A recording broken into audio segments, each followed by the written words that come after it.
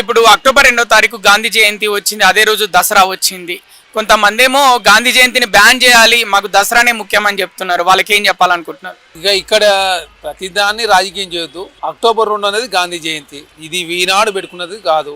దసరా అనేది సనాతన ధర్మంలో భాగం కాబట్టి రెండింటిని బ్యాలెన్స్ చేసుకోవాల్సిన అవసరం ఉంటుంది. ఎందుకంటే ఇటు దసరా అవసరమే, అటు గాంధీ జయంతి అక్టోబర్ 2 అనేది ఈనాడుది కాదు. 70 సంవత్సరాల సుదీర్ఘ భారతదేశంలో గాంధీ గారు చనిపోయిన తర్వాత మనం వాళ్ళ బర్త్డేను అక్టోబర్ 2వ తారీఖున నిర్వహించుకుంటాం. కాబట్టి అది మనకు అత్యంత పవిత్రమైన రోజు. అదే కాకుండా సనాతన ధర్మంలో మనకు దసరా అనేది మంచి గొప్ప ఫెస్టివల్. కాబట్టి ఖచ్చితంగా రెండింటిని ఏ విధంగా బ్యాలెన్స్ చేసుకుంటే బాగుంటుందని చెప్పేసి దానిలో భాగంగా ప్రభుత్వాలు కావచ్చు, అదేవిధంగా ప్రజలు కావచ్చు, చదువుకున్న వారు కావచ్చు, విజ్ఞులు కావచ్చు, మేధావులు దీన్ని రాజకీయం చేయకుండా సామరస్యపూర్వకంగా ఖచ్చితంగా ఈ రెండింటిని మనం మంచి ఫెస్టివల్గా నిర్వహించుకోవాల్సిన అవసరం ఉంటుంది. ఎందుకంటే రెండు ముఖ్యమైన పండుగలానే మనం భావిస్తాం కాబట్టి రెండు ఇంపార్టెంటే. అదే కాకుండా గాంధీ జయంతి రోజు మద్యపాన నిషేధం కావచ్చు, నాన్ వెజ్ దినం ఆ రోజు, అది కాకుండా వేరే రోజు చేసుకోవచ్చు కదా. పండగ రోజు గాంధీ జయంతి రోజు పండగ చేసుకుంటాం. ఏదైతే ఈ మాంసం మందుకు సంబంధించి నెక్స్ట్ రోజు చేసుకున్నా కూడా నష్టమే ఉండదు కదా. కాబట్టి దీన్ని అనవసరంగా రాజకీయం చేసి అనవసరంగా ఒక మహోన్నత వ్యక్తిని కావచ్చు, పండగను కావచ్చు, రెండింటిని కలిపి చూడడంతో కొంత ఇబ్బంది అవుతుంది. కాబట్టి ఆ దిశగా ఆలోచించకుండా